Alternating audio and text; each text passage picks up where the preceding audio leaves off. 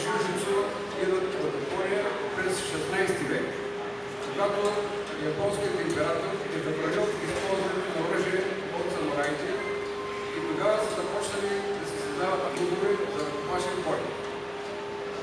След известни години, дълги всъщност вече 19 век, те навлизат и в Европа и по неведени пътища стигат и до България.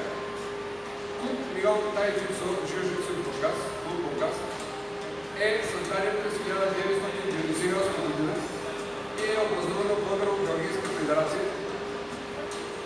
Всяка година, два пъти през годината се организират семинари с майстори от Белгия, 7 и 6 дата. Тренира се 3 пъти в седмицата в Константин Преславски. Който желае, може да заповяда за повече информация на тренировка.